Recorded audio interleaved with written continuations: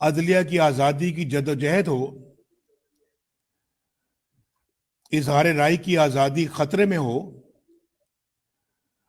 وکلا برادری ہراول دستہ بن کر میدان میں موجود رہی ہے۔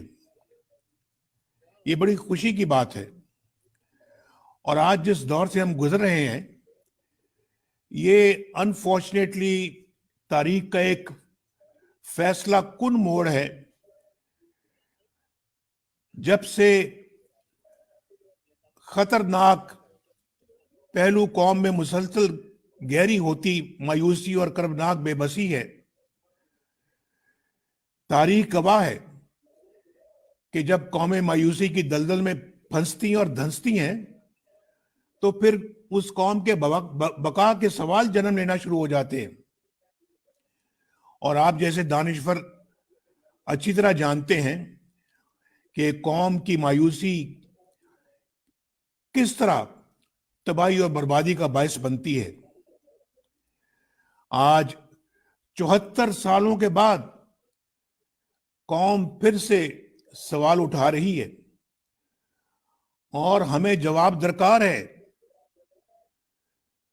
قوم کو جواب درکار ہے۔ یہ پاکستان کے 22 کروڑ عوام کو یہ جواب درکار ہے، اور جب تک ان 22 کروڑ عوام کو ان کے بنیادی سوالات کا جواب نہیں ملے گا، ہماری حالت نہیں سدھرے گی۔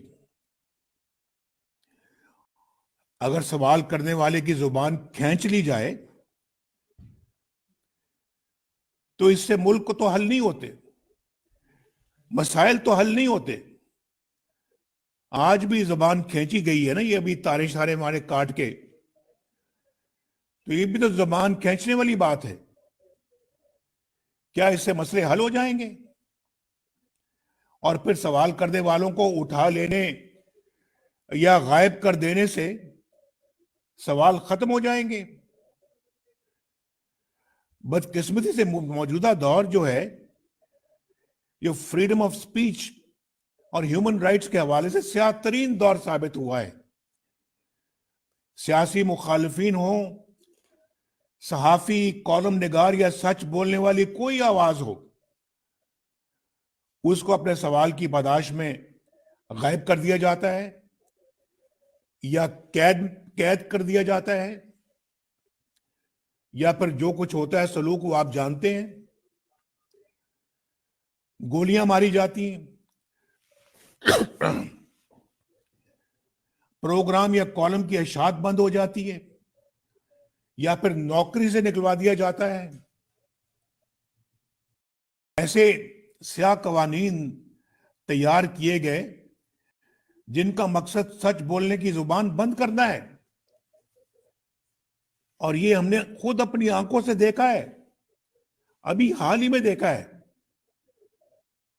اور کب سے دیکھ رہے ہیں کہ آئین یہاں ٹوٹتے ہیں، قانون یہاں ٹوٹتے ہیں، عدالتیں یہاں ٹوٹتی ہیں، اور من پسند ججوں سے اپنی مرضی کے فیصلے یہاں لیے جاتے ہیں، ڈکٹیٹروں کو لیجٹمیسی یہاں ملتی ہے، اور ریاست کے اوپر ریاست یہاں چلائی جاتی ہے۔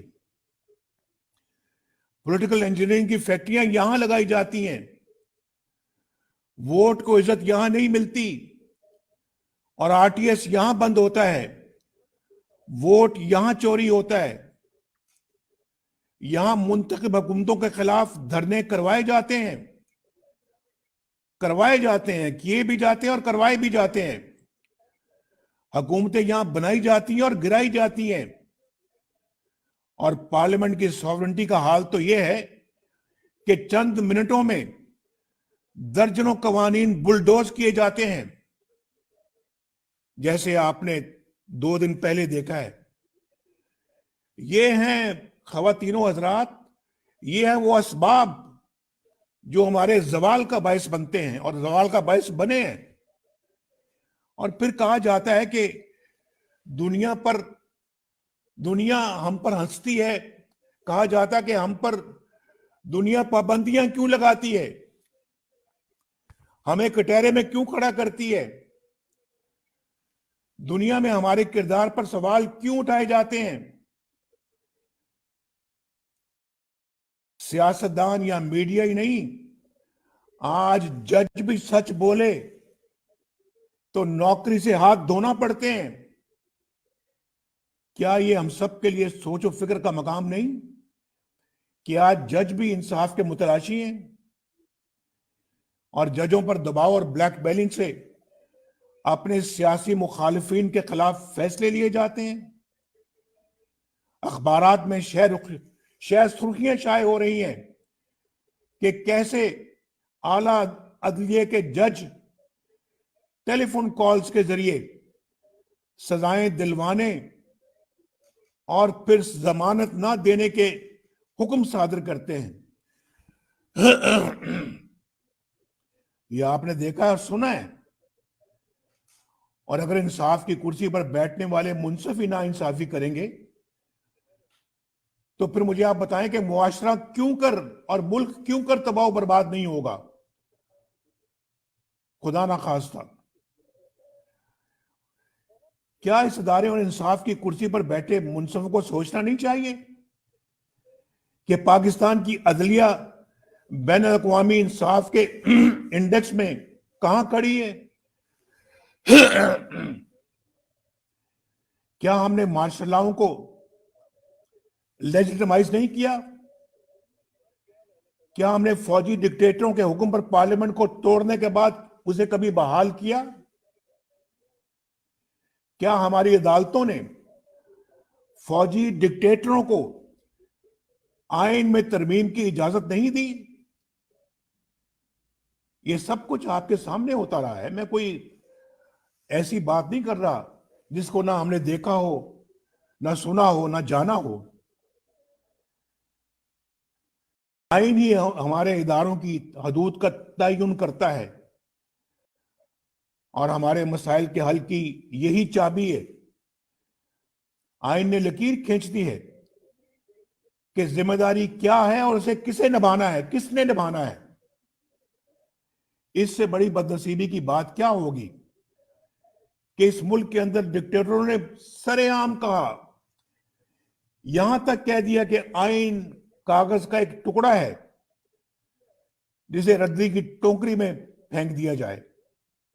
ये अल्फाज हैं, आपने भी सुने हैं, मैंने भी सुने हैं, टीवी पर भी सुने हैं, अखबारों में भी पढ़े हैं। तो मेरे मुअज़्ज़िज़ बहनों और भाइयों, हमें भी तो फिर अपना मुहासबा करना होगा और कहीं ना कहीं से तो शुरुआत करना होगी। क्या इस कौम की किस्मत में यही लिख दिया गया है कि हमने दायरों का सफर ही जारी रखना है? 70 सालों से, 74 सालों से दायरों का सफर शुरू किया हुआ है और आज भी जारी है। क्या हमने अंधे, गूंगे या बहरे हैं? बहरे बन के रहना है? क्या हम भेड़ बकरियां हैं कि जिनको हाँक दिया जाए जिस तरह मर्जी? अब यह मामला पाकिस्तान की बका और सलामती का है और आइन पूरी वजाहत से बयान करता है, दो टोक बात करता है कि मुकद्दस वही है जो आइन की पासदारी करे और जो आइन की दीवारें फलांगे वो मुकद्दस नहीं बल्कि आइन का मुजरम है, मुल्क का गद्दार है, आइन का गद्दार है।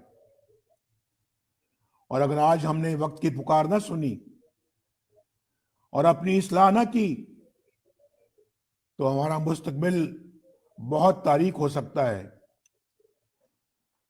पहले ही हमारी कौम बहुत हादसात का शिकार हो चुकी है। इस कौम और मुल्क की बका के साथ घिनौना खेल अब खत्म होना चाहिए, बंद होना चाहिए।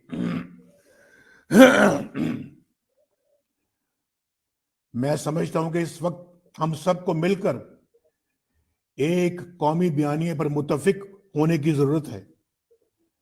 आइन की पासदारी, उसके साथ वफादारी और उसकी रोशनी में अपनी हदूद में रहकर फराइज की बजावरी, यही हमारे मसाइल का हल है।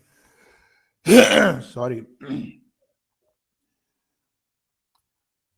और इसके लिए वकला बरादरी دانشور، جمہوریت پسند میڈیا، سول سوسائٹی، انسانی حقوق کی تنظیمیں اپنا بھرپور کردار ادا کر سکتی ہیں، اور اس میں طلباء بھی شامل ہونے چاہیے۔ ان سب کو اپنا کردار ادا کرنا ہوگا، اور تاریخ گواہ کہ جب معاشرہ اپنے نصب العین کو طے کر لے تو پھر ہر رکاوٹ ختم ہو جاتی ہے۔ یہ پاکستان کے 22 کروڑ عوام کا حق ہے کہ ان کو مہنگائی، بے روزگاری اور معاشی تباہی سے نجات ملے، انہیں صحت، تعلیم، انصاف کے بنیادی حقوق میسر آئیں، اور یہ کسی بھیک یا احسان کی صورت میں نہیں، بلکہ اپنے حق کے طور پہ۔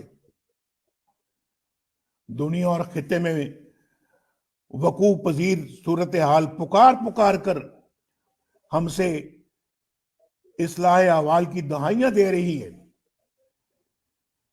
اس لیے میں نے بار بار کہا کہ we have to put our house in order، اور ہمیں اپنی آنکھیں کھولنی چاہیے۔ تو ہمارے خلاف ڈان لیکس کا ڈرامہ رچایا گیا، جھوٹے مقدمات بنا کر سزائیں دلوائی گئیں، اور پھر آپ نے دیکھا ہے کہ کس طرح سے رسوا کیا گیا۔ لیکن اب وقت آ گیا ہے کہ ہم سب کو پاکستان کی خاطر اور دستور اور آئین کی حکمرانی کی خاطر، رول آف لا کے لیے، جمہوریت کی خاطر ایک پلیٹ فارم پر اکٹھا ہونا ہوگا، ایک قومی ایجنڈا بنانا ہوگا، اور اسے قومی تحریک کی شکل دینا ہوگی۔